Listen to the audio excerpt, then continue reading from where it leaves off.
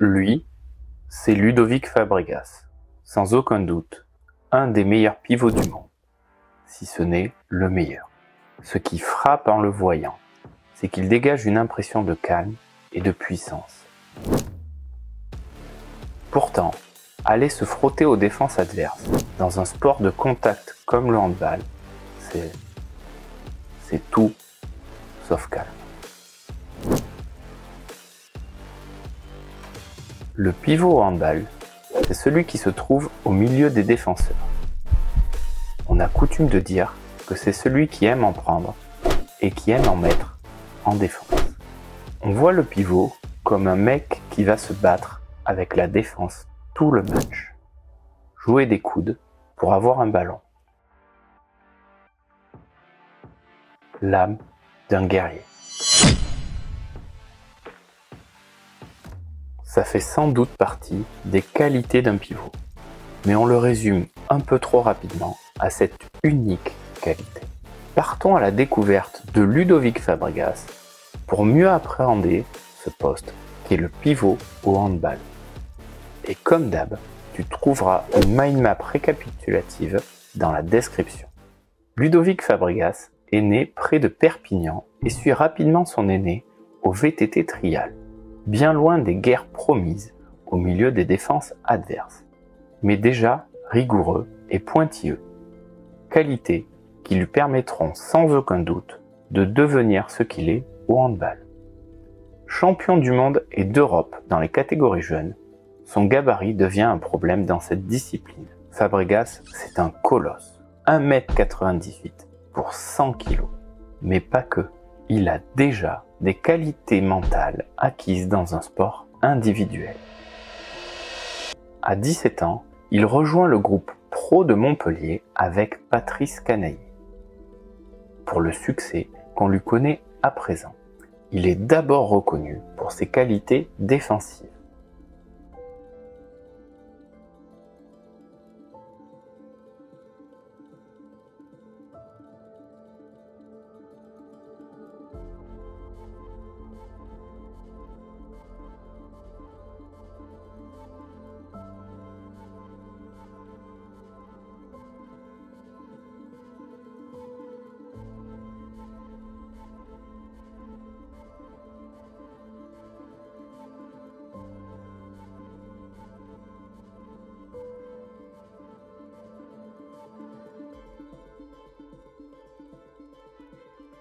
Avec 88% de réussite au tir sur la dernière compétition internationale, dit quand même son partenaire en équipe de France, dit de lui. Il a été énorme. Ce sont les standards de Ludovic. On tend à banaliser ce genre de performance. Mais il a montré pourquoi il était le meilleur pivot au monde. Je suis content pour lui. Il le mérite. C'est un joueur très important pour l'équipe de France. Partons plus en profondeur dans l'analyse de Ludovic Fabregas sur le 40-20. En équipe de France, défendre sur le pivot est une responsabilité partagée. Personne ne le suit partout. Un défenseur sur l'attaquant avec ballon avancé. Fabregas est sur la ligne de passe. Karabatic monte sur le probable réceptionneur. Et ainsi de suite.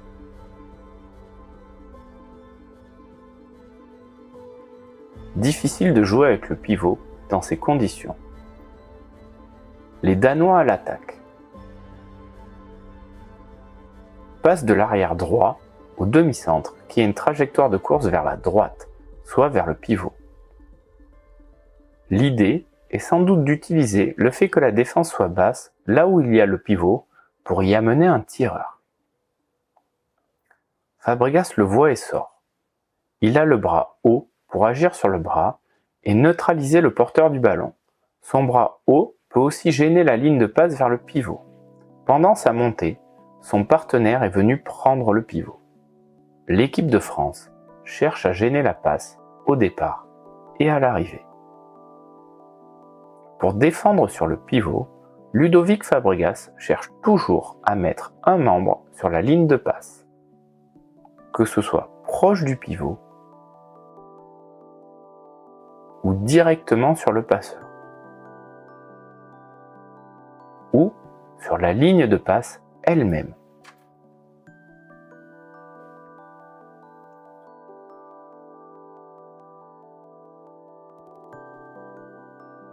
En se servant de son corps comme obstacle.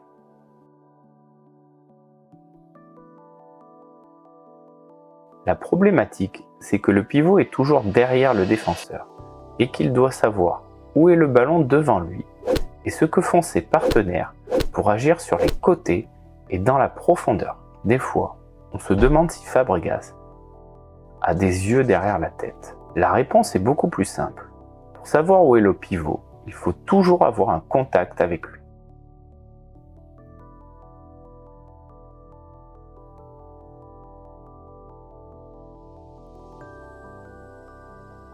Maintenant, il faut se dire qu'à haut niveau, tout le monde maîtrise ces petits principes défensifs.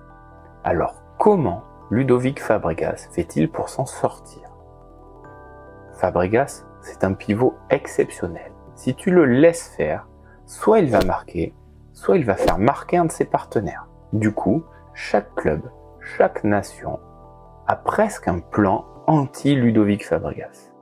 La défense, qui aura sans doute le mieux réussi à le museler, est la défense suédoise lors de la demi-finale de l'Euro.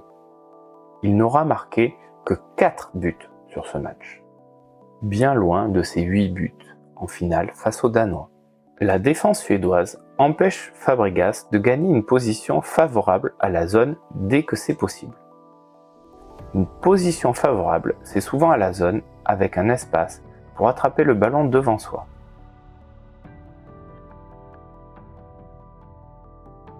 Parce que personne ne peut se placer entre lui et le but. L'orientation et le placement des deux défenseurs rendant quasi impossible la relation avec Fabregas. La deuxième option, c'est de donner la priorité en défense à Ludovic Fabregas. Dit autrement, mieux vaut un tir d'un autre que de lui. Le défenseur préfère rester sur Fabregas que d'agir sur le tireur potentiel en s'engageant totalement. Ce qu'il faut savoir sur Ludovic Fabregas, c'est qu'il est injouable dès qu'il a pris une position. Je te montrerai ça plus tard. Mais vu que la défense suédoise l'empêche de le faire, il va utiliser un autre savoir-faire du pivot moderne pour s'en sortir. L'attaque de l'arrière fait monter le défenseur, ce qui ouvre de l'espace derrière lui.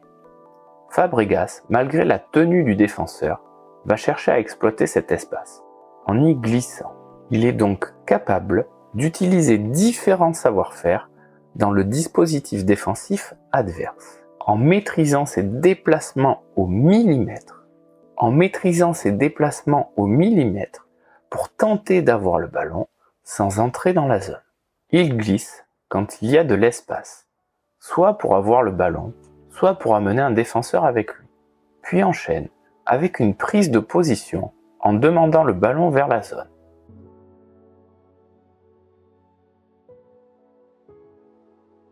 Mais il va aller plus loin, en se rendant utile à ses partenaires. En demandant le ballon loin du défenseur, il le force à faire le tour pour agir sur la ligne de passe, ce qui le met en retard pour agir sur Rémilly, qui arrive plein centre à 9 mètres. Ça pardonne pas. Ou en servant de l'heure. Sa course entre les deux défenseurs va mettre ce défenseur en retard sur la course de Dikamen et l'empêchera de monter pour un tir qui touche le poteau et revient dans les mains de Fabregas. Mais bon, ça s'arrête pas là. Fabregas possède tous les registres du pivot. Il est aussi capable de se transformer en passeur décisif. Ça a l'air simple vu comme ça, mais il faut quand même pas oublier que l'essence même du poste du pivot, c'est d'attraper le ballon au milieu d'une marée humaine. Que dans le cas de Fabregas, les humains en question mesurent au moins 1,90 m pour au moins 100 kg et qu'ils peuvent être plus ou moins virulents. Un milieu hostile où aucun d'entre nous ne survivrait. Lui, il y attrape des ballons et marque des buts, facilement.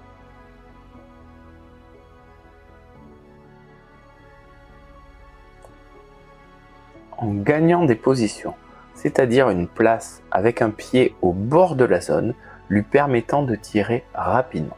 Prandi le regarde. Fabregas abaisse son centre de gravité, ce qui le rend plus stable. Il garde la position le plus longtemps possible, afin d'empêcher le défenseur de couper la ligne de passe. Quand il réceptionne le ballon, il est orienté vers le but.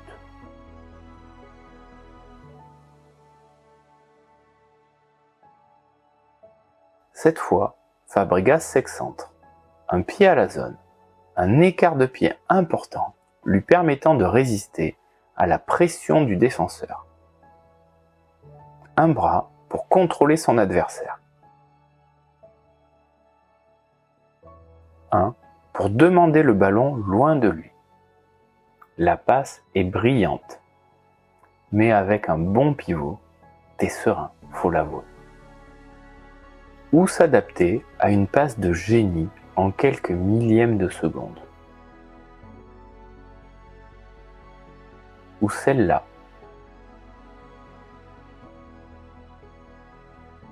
Une spéciale de Nikola Karabatic.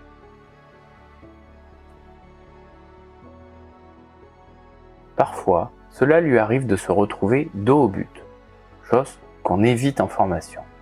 Malmené par le défenseur, et là, c'est de l'art. Il est en équilibre sur le défenseur, au point où le défenseur est en difficulté. Fabregas reprend appui sur son adversaire pour demander le ballon. Sur la rotation, il s'abaisse, un peu comme un judoka pour tirer.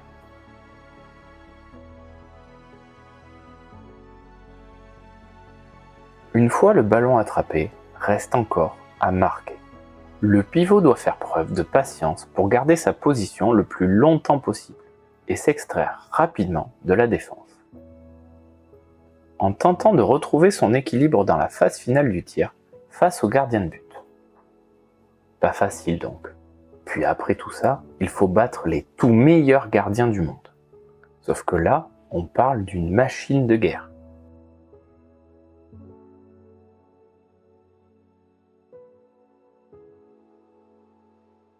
Il a été en feu les 3/4 de ce match, écœurant les tireurs adverses. Sauf que le côté perfectionniste de Fabregas lui permet d'avoir un panel de techniques de tir varié. Très varié. Un pivot qui tire des deux mains. Mais qui doit respecter un principe fondamental pour le tir à ce poste-là. Sortir du cylindre du gardien. En gros.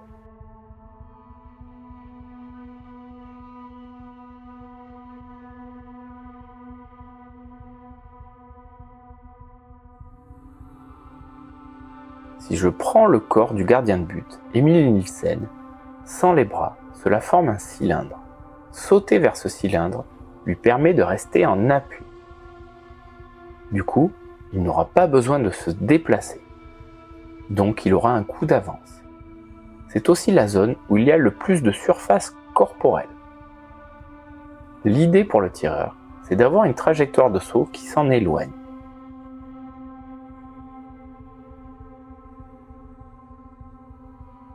En revenant vers le milieu ou l'intérieur pour trouver une situation de tir favorable. Ou en allant vers l'extérieur, c'est-à-dire vers les lignes de touche, sans aller trop loin, pour pas trop se fermer l'angle de tir. Un art, quoi. On aurait vite fait de penser qu'être pivot, c'est être un guerrier. Taille et poids seraient deux éléments incontournables pour ce poste. Sans doute que ça aide. Mais quand on voit jouer Ludovic Fabregas, on se rend aussi compte de l'importance des qualités mentales et techniques. Le tout bien ficelé avec des grosses qualités tactiques. Un joueur ultra complet donc, et pas qu'un guerrier. Et beaucoup de travail. Une énorme qualité de travail. Tous ces aspects peuvent être travaillés en utilisant les différents types de situations que je te propose de découvrir dans cette vidéo. Et n'hésite pas à t'abonner, ça me donne de l'énergie pour continuer. Je te dis à très vite.